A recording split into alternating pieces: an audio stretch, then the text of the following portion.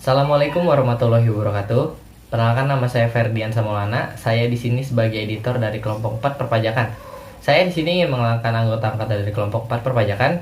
Yang pertama itu ada Elvina, yang kedua ada Cynthia, yang ketiga ada Dika Andini, yang keempat ada Rizky Ulil Abror, yang kelima ada Nidia Konita, yang keenam ada Reva, dan yang terakhir ada Teh Buliani.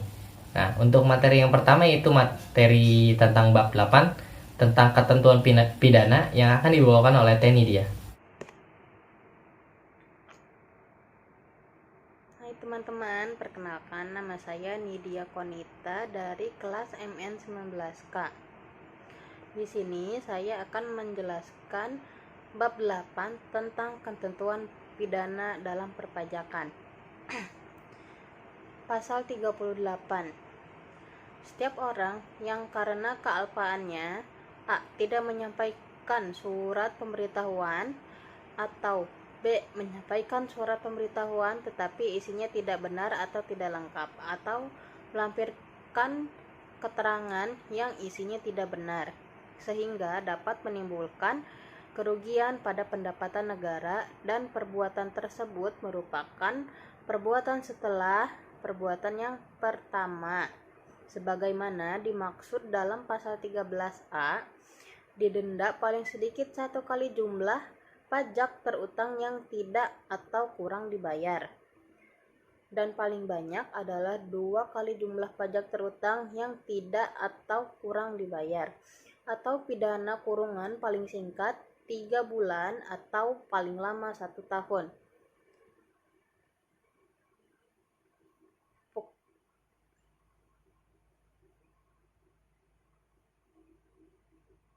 Isi pasal dari yang dimaksud dari isi pasal 38 adalah pelanggaran terhadap kewajiban perpajakan yang dilakukan oleh wajib pajak. Sepanjang menyangkut tindakan administrasi perpajakan, dikenai sanksi administrasi dengan menerbitkan surat ketetapan pajak atau surat tagihan pajak. Sedangkan yang menyangkut tindakan pidana di bidang perpajakan dikenai sanksi pidana. Perbuatan atau tindakan sebagaimana dimaksud dalam pasal ini bukan merupakan pelanggaran administrasi, melainkan merupakan tindak pidana di bidang perpajakan. Dengan adanya sanksi pidana tersebut, diharapkan tumbuhnya kesadaran wajib pajak untuk mematuhi kewajiban perpajakan seperti yang ditentukan dalam peraturan perundang-undangan perpajakan. Kealpaan yang dimaksud dalam pasal ini berarti tidak sengaja, lalai atau tidak hati-hati atau kurang mengindahkannya kewajibannya sehingga perbuatan tersebut dapat menimbulkan kerugian pada pendapatan negara. Pasal 39 ayat 1 berbunyi, setiap orang yang dengan sengaja A. tidak mendaftarkan diri untuk diberi nomor pokok wajib pajak, atau tidak melaporkan usahanya untuk dikukuhkan sebagai pengusaha kena pajak. B. menyalahgunakan atau menggunakan tanpa hak nomor wajib pajak atau pengukuhan pengusaha kena pajak. C. tidak menyampaikan surat pemberitahuan. D. menyampaikan surat pemberitahuan atau keterangan yang isinya tidak benar atau tidak lengkap.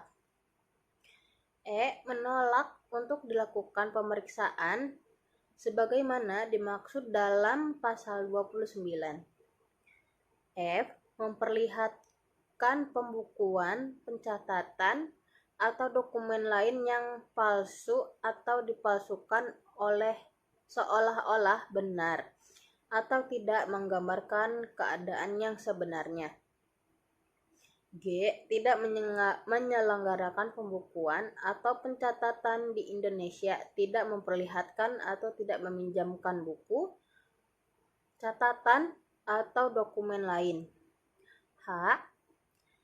tidak menyimpan buku, catatan atau dokumen yang menjadi dasar pembukuan atau pencatatan, dan dokumen lain termasuk hasil pengolahan data dari pembukuan yang dikelola secara elektronik atau diselenggarakan secara program aplikasi online di Indonesia sebagaimana dimaksud dalam pasal 28 ayat 11, atau I. tidak menyetorkan pajak yang telah dipotong atau dipungut, sehingga dapat menimbulkan kerugian pada pendapatan negara, dipidana dengan pidana penjara paling singkat 6 bulan dan paling lama adalah 6 tahun, dan didenda paling sedikit 2 kali jumlah pajak terhutang yang tidak atau kurang dibayar, atau paling banyak 4 kali jumlah pajak terhutang yang tidak atau kurang dibayar.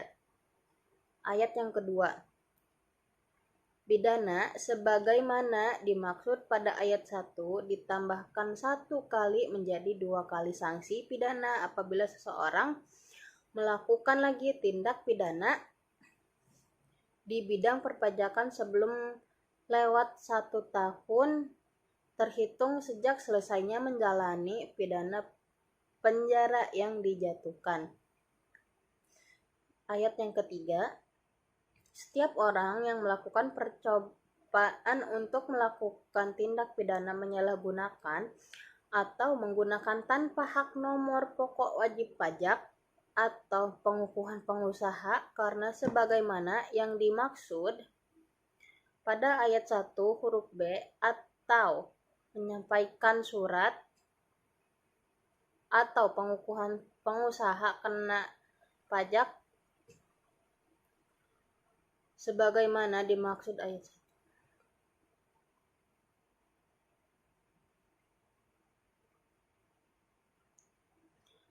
Ayat 3. Setiap orang yang melakukan percobaan untuk melakukan tindak pidana menyalahgunakan atau menggunakan tanpa hak nomor pokok wajib pajak atau pengukuhan pengusaha kena pajak sebagaimana dimaksud pada ayat 1 huruf B atau menyampaikan surat pemberitahuan atau keterangan yang isinya tidak benar atau tidak lengkap sebagaimana dimaksud pada ayat 1 huruf D dalam rangka mengajukan permohonan restitusi atau melakukan kompensasi pajak atau pengkreditan pajak, dipidana dengan pidana penjara paling singkat 6 bulan dan paling lama adalah 2 tahun, dan denda paling sedikit 2 kali jumlah restitusi yang dimohonkan atau kompensasi atau pengkreditan yang dilakukan, dan paling banyak 4 kali jumlah restitusi yang dimohonkan atau kompensasi atau pengkreditan yang dilakukan. Penjelasan dari pasal 39, yaitu ayat 1.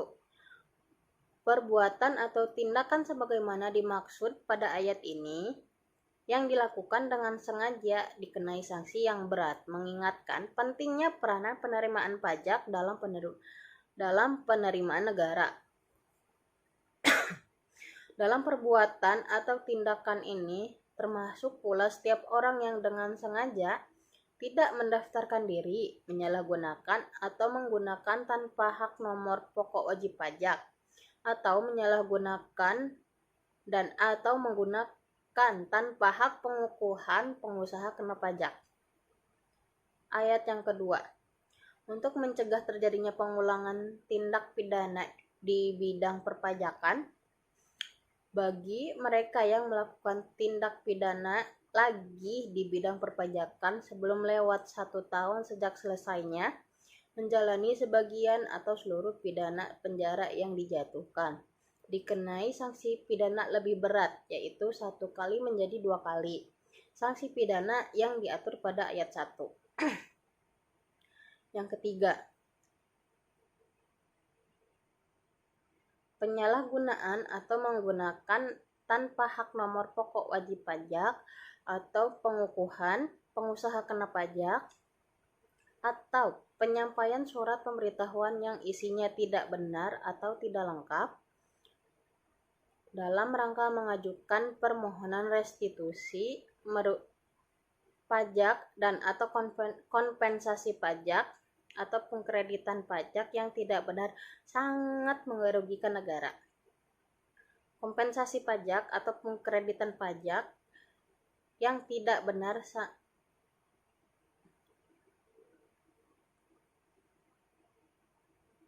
oleh karena itu, percobaan melakukan tindak pidana tersebut merupakan delik tersendiri.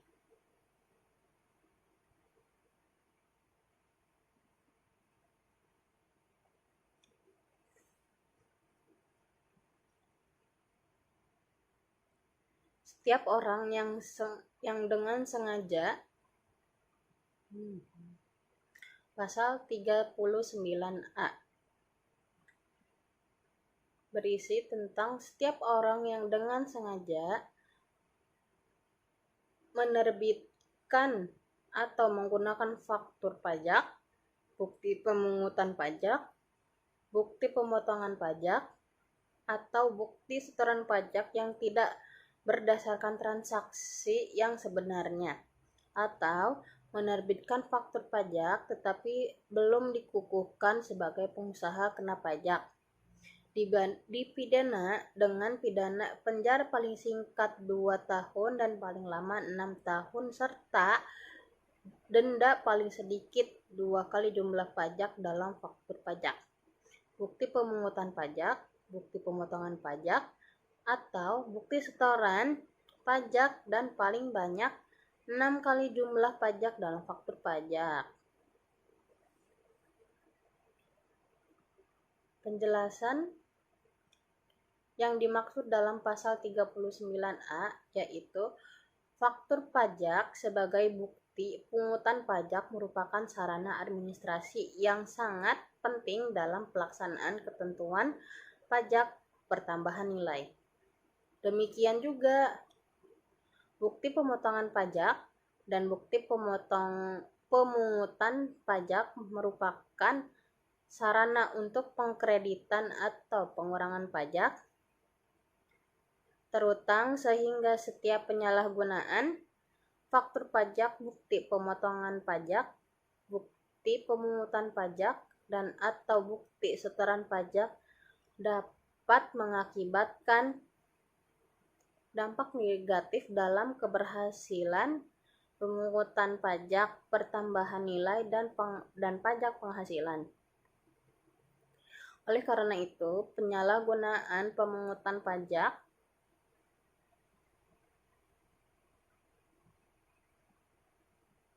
bukti pemungutan pajak dan atau bukti setoran pajak yang tidak berdasarkan transaksi yang sebenarnya dikenai sanksi pidana.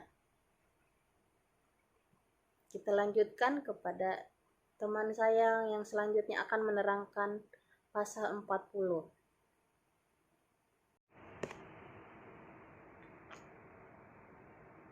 Hai teman-teman, perkenalkan nama saya Nidia Konita dari kelas MN19K. Di sini saya akan menjelaskan bab 8 tentang ketentuan pidana dalam perpajakan. Pasal 38. Setiap orang yang karena kealpaannya tidak menyampaikan surat pemberitahuan atau B. menyampaikan surat pemberitahuan tetapi isinya tidak benar atau tidak lengkap atau melampirkan keterangan yang isinya tidak benar sehingga dapat menimbulkan kerugian pada pendapatan negara dan perbuatan tersebut merupakan perbuatan setelah perbuatan yang pertama sebagaimana dimaksud dalam pasal 13A, didenda paling sedikit 1 kali jumlah pajak terutang yang tidak atau kurang dibayar, dan paling banyak adalah 2 kali jumlah pajak terutang yang tidak atau kurang dibayar, atau pidana kurungan paling singkat 3 bulan atau paling lama 1 tahun.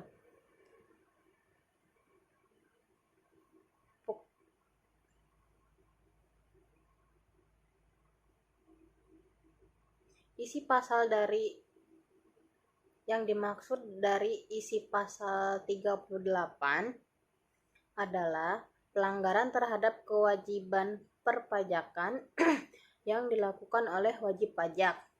Sepanjang menyangkut tindakan administrasi perpajakan, dikenai sanksi administrasi dengan menerbitkan surat ketetapan pajak atau surat tagihan pajak. Sedangkan yang menyangkut tindakan pidana di bidang perpajakan dikenai sanksi pidana. Perbuatan atau tindakan sebagaimana dimaksud dalam pasal ini bukan merupakan pelanggaran administrasi, melainkan merupakan tindak pidana di bidang perpajakan.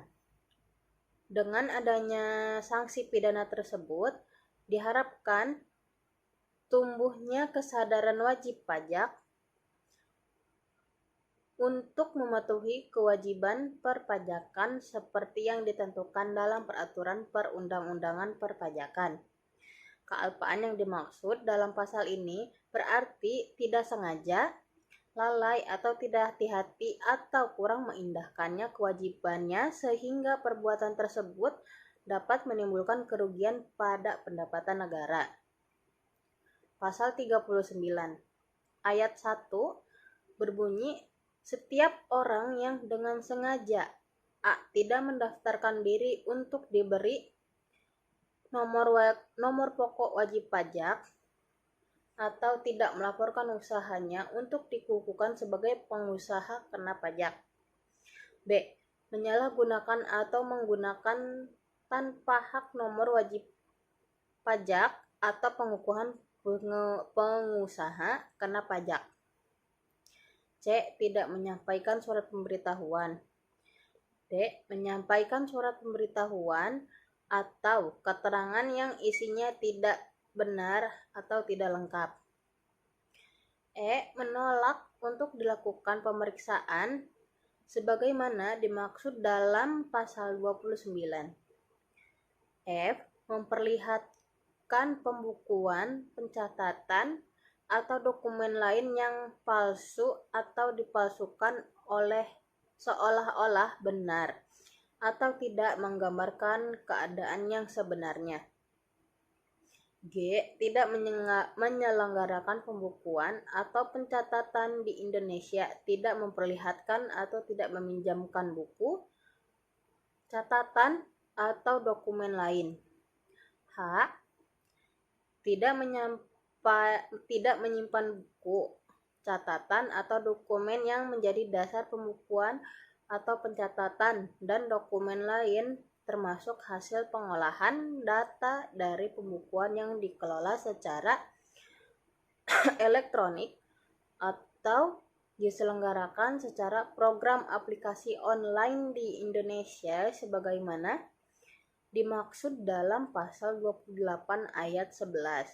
Atau I. Tidak menyetorkan pajak yang telah dipotong atau dipungut sehingga dapat menimbulkan kerugian pada pendapatan negara, dipidana dengan pidana penjara paling singkat 6 bulan dan paling lama adalah 6 tahun. Dan didenda paling sedikit 2 kali jumlah pajak terhutang yang tidak atau kurang dibayar, atau paling banyak 4 kali jumlah pajak terhutang yang tidak atau kurang dibayar. Ayat yang kedua. Pidana sebagaimana dimaksud pada ayat 1 ditambahkan 1 kali menjadi 2 kali sanksi pidana apabila seseorang melakukan lagi tindak pidana di bidang perpajakan sebelum lewat 1 tahun terhitung sejak selesainya menjalani pidana penjara yang dijatuhkan. Ayat yang ketiga. Setiap orang yang melakukan percobaan untuk melakukan tindak pidana menyalahgunakan atau menggunakan tanpa hak nomor pokok wajib pajak atau pengukuhan pengusaha karena sebagaimana yang dimaksud pada ayat 1 huruf B atau menyampaikan surat atau pengukuhan pengusaha kena pajak sebagaimana dimaksud ayat 1.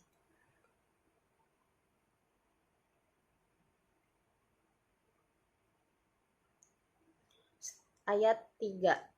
Setiap orang yang melakukan percobaan untuk melakukan tindak pidana menyalahgunakan atau menggunakan tanpa hak nomor pokok wajib pajak atau pengukuhan pengusaha kena pajak sebagaimana dimaksud pada ayat 1 huruf B atau menyampaikan surat pemberitahuan atau keterangan yang isinya tidak benar atau tidak lengkap sebagaimana dimaksud pada ayat 1 huruf D dalam rangka mengajukan permohonan restitusi atau melakukan kompensasi pajak atau pengkreditan pajak. Dipidana dengan pidana penjara paling singkat 6 bulan dan paling lama adalah 2 tahun dan denda paling sedikit 2 kali jumlah restitusi yang dimohonkan atau kompensasi atau pengkreditan yang dilakukan dan paling banyak 4 kali jumlah restitusi yang dimohonkan atau kompensasi atau pengkreditan yang dilakukan. Penjelasan dari pasal 39, yaitu ayat 1. Perbuatan atau tindakan sebagaimana dimaksud pada ayat ini yang dilakukan dengan sengaja dikenai sanksi yang berat, mengingatkan pentingnya peranan penerimaan pajak dalam penerimaan negara. Dalam perbuatan atau tindakan ini termasuk pula setiap orang yang dengan sengaja tidak mendaftarkan diri, menyalahgunakan atau menggunakan tanpa hak nomor pokok wajib pajak, atau menyalahgunakan dan atau menggunakan tanpa hak pengukuhan pengusaha kena pajak. Ayat yang kedua. Untuk mencegah terjadinya pengulangan tindak pidana di bidang perpajakan, bagi mereka yang melakukan tindak pidana lagi di bidang perpajakan sebelum lewat 1 tahun sejak selesainya menjalani sebagian atau seluruh pidana penjara yang dijatuhkan, dikenai sanksi pidana lebih berat, yaitu 1 kali menjadi 2 kali sanksi pidana yang diatur pada ayat 1. Yang ketiga, penyalahgunaan atau menggunakan tanpa hak nomor pokok wajib pajak atau pengukuhan pengusaha kena pajak atau penyampaian surat pemberitahuan yang isinya tidak benar atau tidak lengkap dalam rangka mengajukan permohonan restitusi pajak dan atau kompensasi pajak atau pengkreditan pajak yang tidak benar sangat merugikan negara. Kompensasi pajak atau pengkreditan pajak yang tidak benar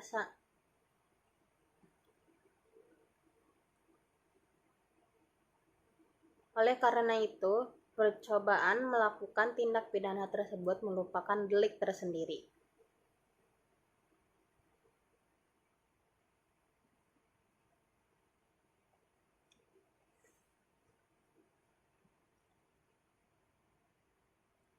Setiap orang yang dengan sengaja Pasal 39A berisi tentang setiap orang yang dengan sengaja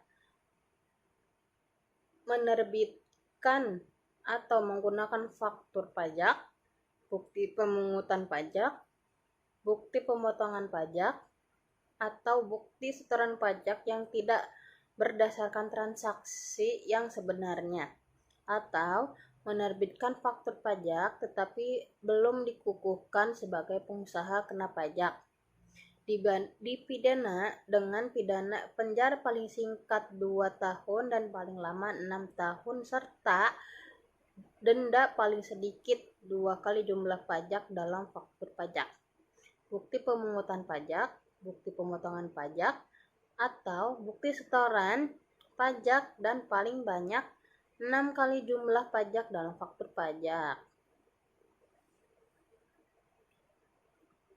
Penjelasan yang dimaksud dalam pasal 39A yaitu faktur pajak sebagai bukti pungutan pajak merupakan sarana administrasi yang sangat penting dalam pelaksanaan ketentuan pajak pertambahan nilai.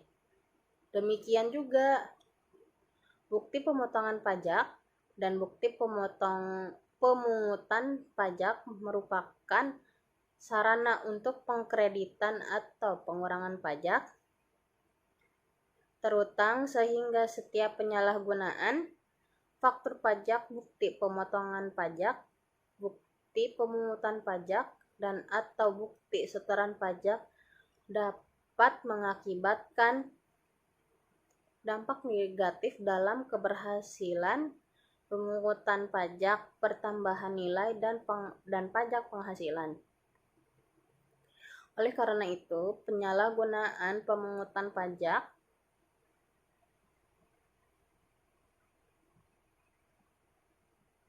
bukti pemungutan pajak dan atau bukti setoran pajak yang tidak berdasarkan transaksi yang sebenarnya dikenai sanksi pidana.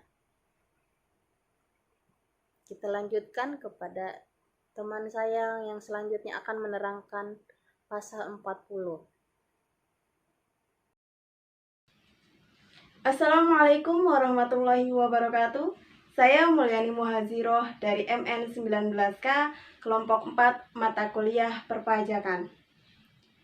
Di sini saya akan menyampaikan tentang Undang-Undang Ketentuan Umum Perpajakan Bab 8 Tindak Pidana Pasal 40, Pasal 41, dan Pasal 41A. Pasal 40. Tindak pidana di bidang perpajakan tidak dapat dituntut setelah lampau waktu 10 tahun sejak saat terhutangnya pajak, berakhirnya masa pajak, berakhirnya bagian tahun pajak, atau berakhirnya tahun pajak yang bersangkutan. Hal tersebut dimaksudkan guna memberikan suatu kepastian hukum bagi wajib pajak, penuntut umum, dan hakim. Jangka waktu 10 tahun tersebut adalah untuk menyesuaikan dengan daluarsa penyimpanan dokumen-dokumen perpajakan yang dijadikan dasar penghitungan jumlah pajak yang terhutang selama 10 tahun. Jadi, di pasal 40 ini dijelaskan ketika hutang pajaknya itu sudah lebih dari 10 tahun atau masa pajaknya sudah berakhir, maka tindak pidana tidak dapat dituntut atau tindak pidana tidak dapat dilakukan. Pasal 40 ini tidak ada perubahan hingga sekarang, artinya tetap berlaku sampai sekarang. Ketika masa waktu pajak itu sudah berakhir atau melebihi dari 10 tahun, maka itu tidak bisa dituntut. Pada pasal 41 di ayat 1, pejabat yang karena kealpaannya tidak memenuhi kewajibannya merahasiakan hal sebagaimana dimaksud dalam pasal 34 dipidana dengan pidana kurungan waktu paling lama 1 tahun atau denda paling banyak 25 juta rupiah. Di pasal ini telah mengalami beberapa perubahan amandemen dari tahun ke tahunnya. Yang sebelumnya pasal ini berbunyi pada tahun 1983 dengan kasus yang sama dipidana dengan pidana kurungan waktu paling lama 6 bulan dan denda paling banyak 1 juta. Jadi hukumannya itu dikurung atau dipidana penjara lebih sebentar, yaitu 6 bulan. Dan dendanya juga paling banyak, paling tinggi 1 juta. Karena pada saat itu 1 juta itu adalah nominal yang cukup besar pada tahun 1983. Kemudian pada tahun 1994, ketentuan dirubah kembali, yaitu dengan kasus yang sama, diberikan pidana kurungan waktu paling lama 1 tahun dan denda paling banyak 2 juta rupiah. Dari tahun sebelumnya, di tahun 1994 ini, untuk kurungan penjaranya ditambahkan 6 bulan. Ditambahkan 6 bulan menjadi 1 tahun. Dan untuk dendanya menjadi 2 juta rupiah. Pada tahun 2000 juga mengalami perubahan, yaitu dengan kasus yang sama diberikan pidana kurungan waktu paling lama 1 tahun. Dan untuk dendanya yaitu 4 juta rupiah. Pada tahun 2007, dengan kasus yang sama, diberikan pidana kurungan waktu paling lama 1 tahun dan denda paling banyak 25 juta rupiah. Jadi ketika seseorang mengalami kasus hal ini, rahasia data diri perpajakannya itu tersebar atau bocor kepada orang lain yang tidak bertanggung jawab, maka pejabat ini yang diberikan amanat untuk menjaga kerahasiaan data diri seseorang wajib pajak itu berhak untuk dituntut, sehingga seseorang yang menjadi korban itu bisa mendapatkan uang sejumlah 25 juta rupiah sebagai ganti rugi kerahasiaannya yang bocor.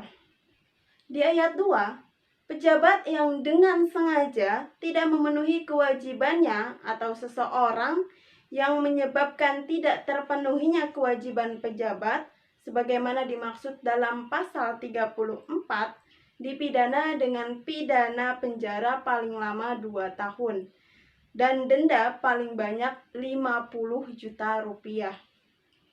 Pasal ini juga sebelumnya memiliki aturan yang berbeda, dan dari tahun ke tahun juga memiliki perubahan amandemen yang baru. Pasal sebelumnya berbunyi pada tahun 1983 dengan kasus yang sama diberikan pidana kurungan penjara paling lama 1 tahun dan denda paling tinggi 2 juta rupiah.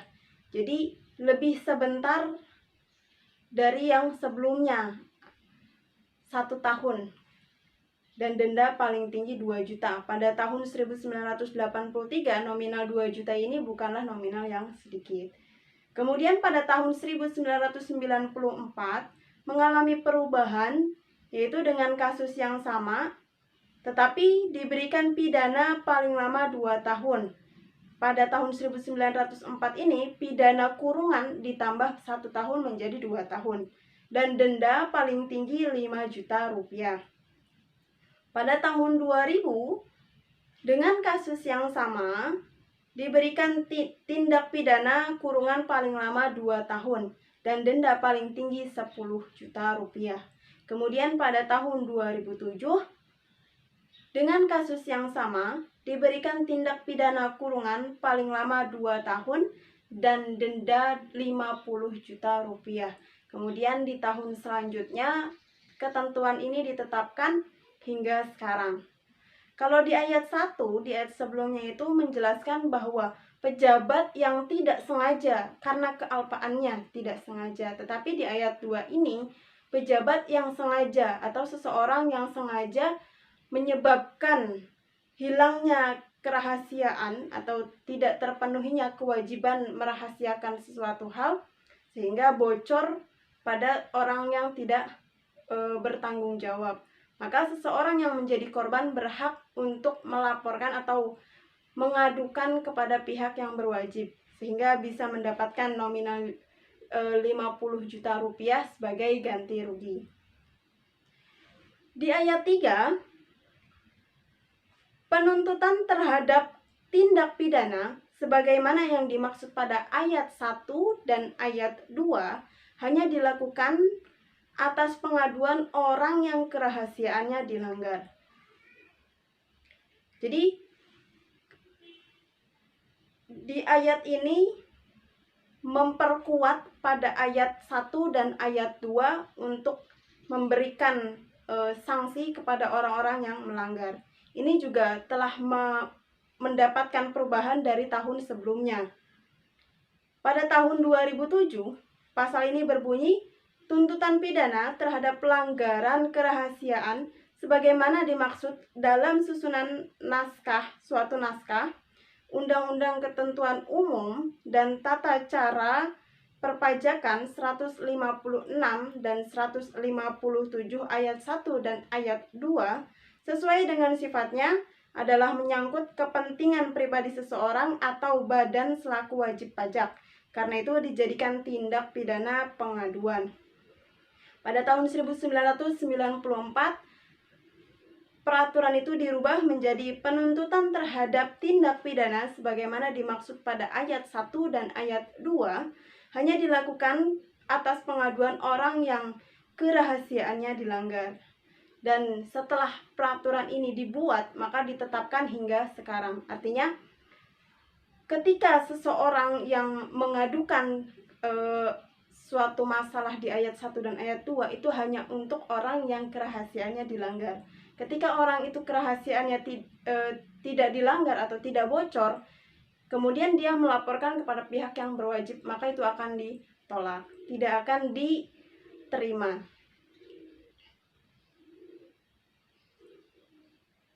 Jadi dengan ketentuan-ketentuan yang sudah berlaku, yang sudah diberikan, yang sudah ditetapkan, itu semua untuk menjamin di ayat 1, untuk menjamin bahwa kerahasiaan mengenai perpajakan tidak akan diberitahukan kepada pihak lain, dan supaya wajib pajak dalam memberikan data dan keterangan tidak ragu-ragu dalam rangka pelaksanaan undang-undang perpajakan. Perlu adanya sanksi pidana bagi pejabat yang bersangkutan yang menyebabkan terjadinya pengungkapan kerahasiaan tersebut. Pengungkapan kerahasiaan sebagaimana dimaksud pada ayat ini dilakukan karena kealpaan dalam arti lalai, tidak hati-hati, atau kurang mengindahkan sehingga kewajiban untuk merahasiakan keterangan atau bukti-bukti yang ada pada wajib pajak yang dilindungi oleh Undang-Undang Perpajakan dilanggar. Atas kealpaan tersebut, pelaku dihukum dengan hukuman yang setimpal. Pasal 41 Ayat 1, pejabat yang karena kealpaannya tidak memenuhi kewajibannya merahasiakan hal sebagaimana dimaksud pada pasal 34 dipidana dengan pidana kurungan penjara paling lama 1 tahun dan denda paling banyak 25 juta rupiah. Pasal ini telah mendapatkan perubahan-perubahan dari tahun ke tahun. Pasal sebelumnya berbunyi pada tahun 1983 dengan kasus yang sama dipidana dengan pidana penjara selama 6 bulan. Jadi lebih sebentar waktunya pada saat peraturan ini dibuat. Dan denda paling tinggi 1 juta, masih lebih murah. Karena pada zaman atau pada tahun 1983 1 juta ini hitungannya juga sudah mahal. Kemudian ada lagi perubahan di tahun 1994 dengan kasus yang sama, dipidana dengan pidana kurungan selama-lamanya atau paling lama 1 tahun, atau denda paling tinggi 2 juta rupiah. Jadi di tahun 1994 ini ada perubahan kurungan waktu, ditambah 6 bulan menjadi 1 tahun. Kemudian untuk dendanya bertambah 1 juta sehingga menjadi 2 juta. Pada tahun 2000 dengan kasus yang sama, tetapi dipidana dengan pidana kurungan selama 1 tahun atau paling lama 1 tahun dan denda paling tinggi 4 juta. Di tahun 2000 ini untuk kurungannya tetap sama 1 tahun, tetapi untuk denda berubah menjadi 4 juta. Kemudian pada tahun 2007 dengan kasus yang sama dipidana dengan pidana kurungan paling lama 1 tahun. Untuk pidana itu tetap 1 tahun, tetapi untuk denda paling tinggi yaitu 25 juta rupiah. Dan peraturan itu ditetapkan hingga sekarang, belum ada perubahan. Di pasal 41A Setiap orang yang wajib memberikan keterangan atau bukti yang diminta sebagaimana dimaksud pada pasal 35, tetapi dengan sengaja tidak memberi keterangan atau bukti, atau memberi keterangan atau bukti palsu yang tidak benar, akan dipidana dengan pidana kurungan paling lama 1 tahun dan denda paling banyak 25 juta rupiah. Pasal ini telah mengalami perubahan dari pasal-pasal sebelumnya. Pasal sebelumnya berbunyi, pada tahun 1994, barang siapa yang menurut pasal 35 Undang-Undang ini wajib memberi keterangan atau bukti yang diminta, tetapi dengan sengaja tidak memberikan keterangan atau bukti, atau memberikan keterangan atau bukti palsu, bukti yang tidak benar, diancam dengan pidana penjara selama paling lama 1 tahun dan denda paling tinggi 5 juta rupiah. Kemudian pada tahun 2000 mengalami perubahan dengan kasus yang sama, diberikan atau diancam dengan pidana penjara paling lama 1 tahun dan denda paling tinggi 10 juta rupiah. Pada tahun 2007, dengan kasus yang sama, diberikan tindak pidana, diancam dengan pidana kurungan waktu paling lama 1 tahun dan denda paling banyak 25 juta rupiah.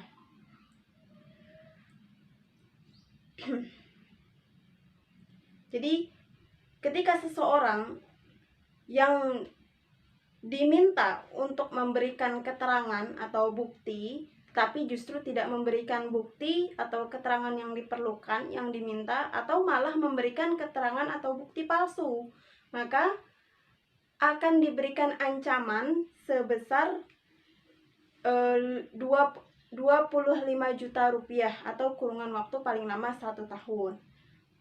Nah, peraturan ini dibuat agar pihak ketiga memenuhi permintaan Direktur Jenderal Pajak sebagaimana diatur dalam pasal 35. Maka perlu adanya sanksi bagi pihak ketiga yang melakukan perbuatan atau tindakan sebagaimana dimaksud dalam pasal ini. Baik, sekian saja materi yang saya sampaikan. Dilanjut dengan teman yang lain. Dari saya, terima kasih.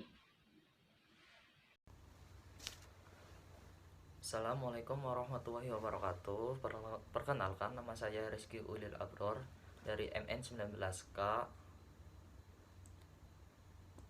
Saya di sini ingin menjelaskan mengenai UU KUP atau Undang-Undang Ketentuan Umum Perpajakan bab 8 tentang ketentuan pidana, pasal 41B, pasal 41C, dan pasal 42. Oke, kita masuk ke pasal 41B. Pasal 41B pada tahun 1983 berbunyi sebagai berikut. Setiap orang dengan sengaja menghalangi atau mempersulit penyidikan tindak pidana di bidang perpajakan dipidana dengan pidana penjara paling lama 3 tahun dan denda paling banyak 75 juta rupiah. Penjelasan pasal 41B sebagai berikut. Seseorang yang melakukan perbuatan menghalangi atau mempersulit penyidikan tindak pidana di bidang perpajakan, misalnya menghalangi penyidik melakukan penggeledahan dan atau menyembunyikan barang bukti sebagaimana dimaksud dalam pasal ini, dikenai sanksi pidana. Kemudian pada tahun 2000 pasal 41B mengalami perubahan yang isinya sebagai berikut. Setiap orang yang sengaja menghalangi atau mempersulit penyidikan tindak pidana di bidang perpajakan dipidana dengan pidana penjara paling lama 3 tahun dan denda paling banyak 10 juta rupiah. Penjelasan pasal 41B tahun 2000. Seseorang yang melakukan perbuatan menghalangi atau mempersulit penyidikan tindak pidana di bidang perpajakan, misalnya menghalangi penyidik melakukan penggeledahan, menyembunyikan barang bukti dan sebagaimana dimaksud dalam pasal ini, dikenai sanksi pidana. Kemudian pada tahun 2007 2007 pasal 41B berubah kembali yang berbunyi sebagai berikut. Setiap orang yang dengan sengaja menghalangi atau mempersulit penyidikan tindak pidana di bidang perpajakan dipidana dengan pidana penjara paling lama 3 tahun dan denda paling banyak 75 juta rupiah. Kemudian kita masuk ke pasal 41C yang isinya sebagai berikut. 1. Setiap orang yang dengan sengaja tidak memenuhi kewajiban sebagaimana dimaksud dalam pasal 35A ayat 1 akan dipidana dengan pidana kurungan paling lama 1 tahun atau denda paling banyak 1 miliar rupiah. Kedua, setiap orang yang dengan sengaja menyebabkan tidak terpenuhnya kewajiban pejabat dan pihak lain sebagaimana dimaksud dalam pasal 35A ayat 1 akan dipidana dengan pidana kurungan paling lama 10 bulan atau denda paling banyak 800 juta rupiah. Ketiga, setiap orang dengan sengaja tidak memberikan data dan informasi yang diminta oleh Direktur Jenderal Pajak sebagaimana dimaksud dalam pasal 35A ayat 2 akan dipidana dengan pidana kurungan paling lama 10 bulan atau denda paling banyak 800 juta rupiah. Keempat, setiap orang yang dengan sengaja menyalahgunakan data dan informasi perpajakan sehingga menimbulkan kerugian kepada negara dipidana dengan pidana kurungan paling lama 1 tahun atau denda paling banyak 500 juta rupiah. Untuk pasal 41C tidak ada perubahan atau penghapusan pada peraturan ini yang telah dibuat dari awal tahun 1983 sampai 2009. Kemudian masuk ke pasal 42. Pasal 42 telah dihapus, namun pasal 42 itu sebelumnya telah ada pada tahun 1983 yang isinya 1. Tindak pidana sebagaimana dimaksud dalam pasal 38 dan pasal 41 ayat 1 adalah pelanggaran. Kedua, tindak pidana sebagaimana dimaksud dalam pasal 39 dan pasal 41 ayat 2 adalah kejahatan. Kemudian pasal 42 tahun 1994 sampai dengan sekarang telah dihapus. Ketentuan pasalnya telah dihapus. Oke, sekian penjelasan dari saya. Apabila ada kekurangan, mohon maaf. Wassalamualaikum warahmatullahi wabarakatuh. Assalamualaikum warahmatullahi wabarakatuh. Nama saya Dika Andini dari MN19K. Di sini saya akan mempresentasikan materi lanjutan dari rekan saya, yakni mengenai pasal 43 dan pasal 43A. Pasal 43 berisi tentang 1. Ketentuan sebagaimana dimaksud dalam pasal 39 dan pasal 39A berlaku juga bagi wakil, kuasa, pegawai dari wajib pajak atau pihak lain yang menyuruh melakukan, yang turut serta melakukan, yang menganjurkan, atau yang membantu melakukan tindak pidana di bidang perpajakan. Atau lebih jelasnya, yang dipidana karena melakukan tindak pidana di bidang perpajakan tidak terbatas bagi wajib pajak, wakil wajib pajak, kuasa wajib pajak, pegawai wajib pajak, akuntan publik, konsultan pajak, atau pihak lain, tetapi juga terhadap mereka yang menyuruh melakukan, yang turut serta melakukan, yang menganjurkan, atau yang membantu melakukan tindak pidana di bidang perpajakan. Yang kedua, ketentuan sebagaimana dimaksud dalam pasal 41A dan pasal 41B berlaku juga bagi yang menyuruh melakukan, yang menganjurkan, atau yang membantu melakukan tindak pidana di bidang perpajakan. Lanjut pada pasal 43A.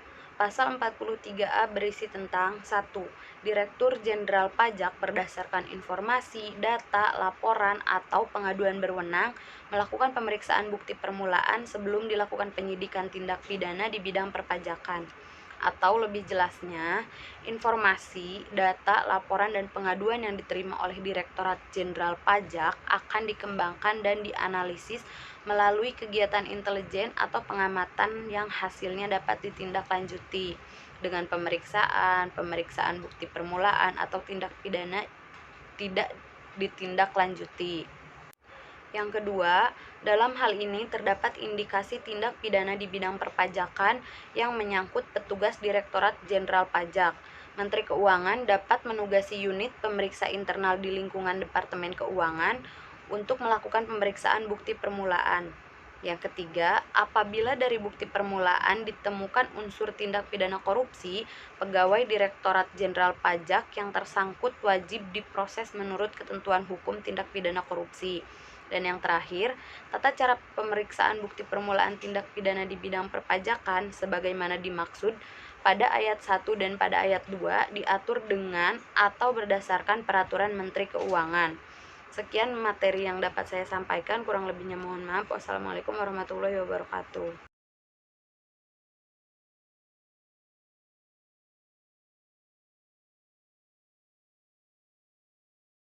Assalamualaikum warahmatullahi wabarakatuh. Perkenalkan, nama saya Repatiansyah Putri dari MN19K. Di sini saya akan melanjutkan penjelasan tentang pasal 44. Pasal 44 yang berbunyi ayat 1 yaitu penyidikan tindak pidana di bidang perpajakan hanya dapat dilakukan oleh pejabat pegawai negeri sipil tertentu di lingkungan Direktorat Jenderal Pajak yang diberi wewenang khusus sebagai penyidik tindak pidana di bidang perpajakan. Pada pasal sebelumnya yang berbunyi pada tahun 1983 yaitu pejabat pegawai negeri sipil tertentu di lingkungan Direktorat Jenderal Pajak diberi wewenang khusus sebagai penyidik untuk melakukan penyidikan tindak pidana di bidang perpajakan sebagaimana dimaksud dalam Undang-Undang Nomor 8 Tahun 1981 tentang Hukum Acara Pidana. Pada tahun 2000, pejabat pegawai negeri sipil tertentu di lingkungan Direktorat Jenderal Pajak diberi wewenang khusus sebagai penyidik untuk melakukan penyidikan tindak pidana di bidang perpajakan sebagaimana dimaksud dalam Undang-Undang Hukum Acara Pidana yang berlaku. Pada tahun 2007, yaitu penyidikan tindak pidana di bidang perpajakan hanya dapat dilakukan oleh pejabat sebagai negeri sipil tertentu di lingkungan Direktorat Jenderal Pajak yang diberi wewenang khusus sebagai penyidik tindak pidana di bidang perpajakan. Ayat 2 yaitu wewenang penyidik sebagaimana dimaksud pada ayat 1 adalah A. Menerima, mencari, mengumpulkan, dan meneliti keterangan atau laporan berkenaan dengan tindak pidana di bidang perpajakan agar keterangan atau laporan tersebut menjadi lebih lengkap dan jelas. B. Meneliti, mencari, dan mengumpulkan keterangan mengenai orang pribadi atau badan tentang kebenaran perbuatan yang dilakukan sehubungan dengan tindak pidana di bidang perpajakan. C. Meminta keterangan dan bahan bukti dari orang pribadi atau bahan sehubungan dengan tindak pidana di bidang perpajakan. D. Memeriksa buku, catatan, dokumen lain berkenaan dengan tindak pidana di bidang perpajakan. E. Melakukan penggeledahan untuk mendapatkan bahan bukti, pembukuan, pencatatan, dan dokumen lain untuk melakukan penyitaan terhadap bahan bukti tersebut. F. Meminta bantuan tenaga ahli dalam rangka pelaksanaan tugas penyidikan tindak pidana di bidang perpajakan. G. Menyuruh berhenti dan atau melarang seseorang meninggalkan ruangan atau tempat pada saat pemeriksaan sedang berlangsung dan memeriksa identitas orang, benda, dan atau dokumen yang dibawa. H. Memotret seseorang yang berkaitan dengan tindak pidana di bidang perpajakan. I. Memanggil orang untuk didengar keterangannya dan diperiksa sebagai tersangka atau saksi. J. Menghentikan penyidikan dan atau K. Melakukan tindakan lain yang perlu untuk kelancaran penyidikan tindak pidana di bidang perpajakan menurut ketentuan peraturan perundang-undangan. Pasal sebelumnya berbunyi pada tahun 1983. Penyidik sebagaimana dimaksud dalam ayat 1 berwenang A. Melakukan penelitian atas kebenaran laporan atau keterangan berkenaan dengan tindak pidana di bidang perpajakan. B. Melakukan penelitian terhadap orang yang diduga melakukan tindak pidana di bidang perpajakan. C. Meminta keterangan dan bahan bukti dari orang atau badan sehubungan dengan peristiwa tindak pidana di bidang perpajakan. D. Melakukan pemeriksaan atas pembukuan, pencatatan, dan dokumen-dokumen lain berkenaan dengan tindak pidana di bidang perpajakan. E. Melakukan pemeriksaan di tempat tertentu yang diduga terdapat bahan bukti, pembukuan, pencatatan, dan dokumen-dokumen, serta melakukan penyitaan terhadap bahan yang dapat dijadikan bukti dalam perkara tindak pidana di bidang perpajakan. F. Meminta bantuan ahli dalam rangka pelaksanaan tugas penyidikan tindak pidana di bidang perpajakan. Pada tahun 1994, wewenang penyidik sebagaimana dimaksud pada ayat 1 adalah A. Menerima, mencari, mengumpulkan, dan meneliti keterangan atau laporan berkenaan dengan tindak pidana di bidang perpajakan agar keterangan atau laporan tersebut menjadi lebih lengkap dan jelas. B. Meneliti, mencari, dan mengumpulkan keterangan mengenai orang pribadi atau badan tentang kebenaran perbuatan yang dilakukan sehubungan dengan tindak pidana di bidang perpajakan. C. Meminta keterangan dan bahan bukti dari orang pribadi atau badan sehubungan dengan tindak pidana di bidang perpajakan. D. Memeriksa buku-buku, catatan-catatan, dan dokumen-dokumen lain berkenaan dengan tindak pidana di bidang perpajakan. E. Melakukan penggeledahan untuk mendapatkan bahan bukti, pembukuan, pencatatan, dan dokumen-dokumen lain, serta melakukan penyitaan terhadap bahan bukti tersebut. F. Meminta bantuan tenaga ahli dalam rangka pelaksanaan tugas penyidikan tindak pidana di bidang perpajakan. G. Menyuruh berhenti dan atau melarang seseorang meninggalkan ruangan dan atau tempat pada saat pemeriksaan sedang berlangsung dan memeriksa identitas orang dan atau dokumen yang dibawa sebagaimana dimaksud pada huruf E. H. Memotret seseorang yang berkaitan dengan tindak pidana di bidang perpajakan. I. Memanggil orang untuk didengar keterangannya, diperiksa sebagai tersangka atau saksi. J. Menghentikan penyidikan. K. Melakukan tindakan lain yang perlu untuk kelancaran penyidikan tindak pidana di bidang perpajakan menurut hukum yang dapat dipertanggungjawabkan. Pasal 3 yaitu penyidik sebagaimana dimaksud pada ayat 1 memberitahukan dimulainya penyidikan dan penyampaian hasil penyidikannya kepada penuntut umum melalui penyidik pejabat polisi negara Republik Indonesia sesuai dengan ketentuan yang diatur dalam Undang-Undang Hukum Acara Pidana. Pada pasal sebelumnya yang berbunyi pada tahun 1983, penyidik sebagaimana dimaksud dalam ayat 1 memberitahukan dimulainya penyidikan dan menyampaikan hasil penyidikannya kepada penuntut umum sesuai dengan ketentuan yang diatur dalam Undang-Undang Nomor 8 Tahun 1981 tentang Hukum Acara Pidana. Pada tahun 2000 yaitu penyidik sebagaimana dimaksud pada dalam ayat 1 memberitahukan dimulainya penyidikan dan menyampaikan hasil penyidikannya kepada penuntut umum melalui penyidik pejabat polisi negara Republik Indonesia sesuai dengan ketentuan yang diatur dalam Undang-Undang Hukum Acara Pidana yang berlaku. Pada tahun 2007, penyidik sebagaimana dimaksud pada ayat 1 pemberitahuan dimulainya penyidik dan menyampaikan hasil penyidiknya kepada penuntut umum melalui penyidik pejabat polisi negara Republik Indonesia sesuai dengan ketentuan yang diatur dalam Undang-Undang Hukum Acara Pidana. Pasal 4 yaitu dalam rangka pelaksanaan kewenangan penyidikan sebagaimana dimaksud pada ayat 1, penyidik dapat meminta bantuan aparat penegak hukum lain. Dan tidak ada perubahan pada pasal yang telah ditetapkan. Penjelasan pasal 44 yaitu ayat 1, pejabat pegawai negeri sipil tertentu di lingkungan Direktorat Jenderal Pajak yang diangkat sebagai penyidik tindak pidana di bidang perpajakan oleh pejabat yang berwenang adalah penyidik tindak pidana di bidang perpajakan. Penyidik tindak pidana di bidang perpajakan dilaksanakan menurut ketentuan yang diatur dalam Undang-Undang Hukum Acara Pidana yang berlaku. Ayat 2 yaitu pada ayat ini diatur wewenang pejabat pegawai negeri sipil tertentu di lingkungan Direktorat Jenderal Pajak sebagai penyidik tindak pidana di bidang perpajakan, termasuk melakukan penyitaan. Penyitaan tersebut dapat dilakukan baik terhadap barang bergerak maupun tidak bergerak, termasuk rekening bank, piutang, dan surat berharga milik wajib pajak, penanggung pajak, dan atau pihak lain yang telah ditetapkan sebagai tersangka. ayat 3 cukup jelas, ayat 4 cukup jelas. Pasal 44A yaitu penyidik sebagaimana dimaksud dalam pasal 44 ayat 1 menghentikan penyidikan sebagaimana dimaksud dalam pasal 44 ayat 2 huruf C. Dalam hal tidak terdapat cukup bukti atau peristiwa tersebut bukan merupakan tindak pidana di bidang perpajakan atau penyidikan dihentikan karena peristiwanya telah kadaluarsa atau tersangka meninggal dunia.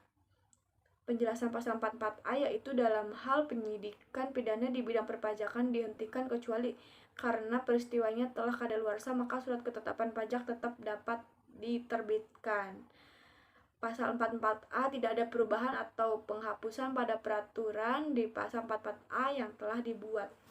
Pasal 44B untuk kepentingan penerimaan negara atas permintaan Menteri Keuangan, Jaksa Agung dapat menghentikan penyidikan tindak pidana di bidang perpajakan paling lama dalam waktu 6 bulan sejak tanggal surat permintaan.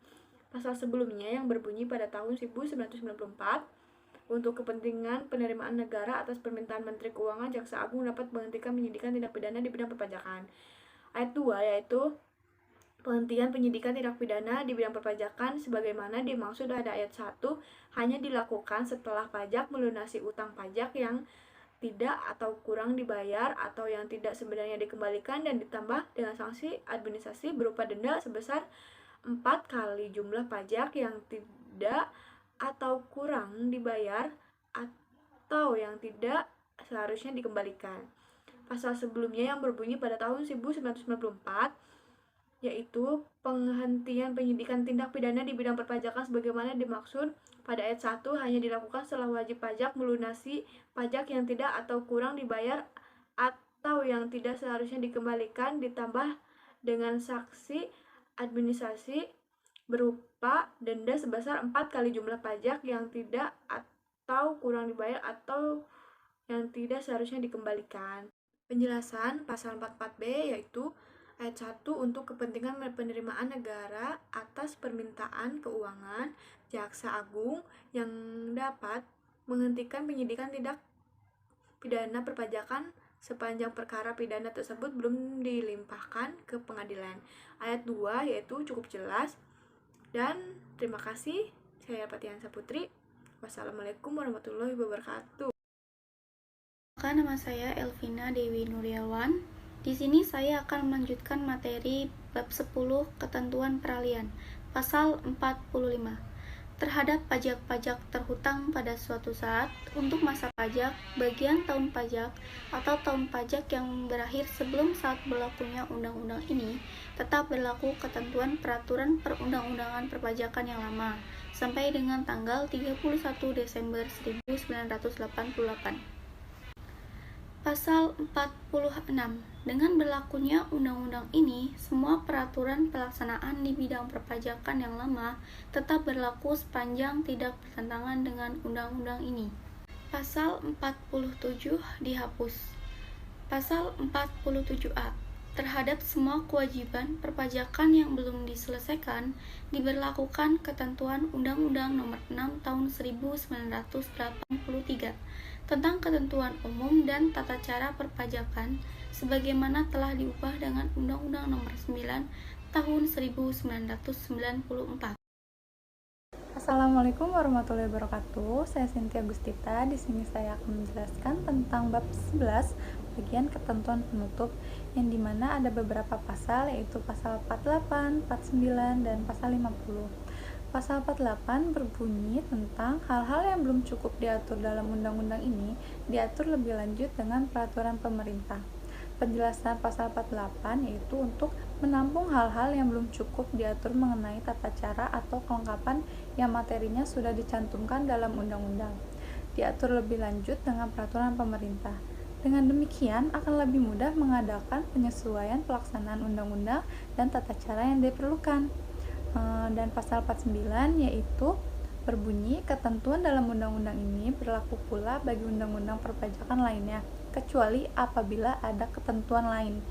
Dan pasal 50 yaitu undang-undang ini berlaku pada tanggal 1 Januari 1984.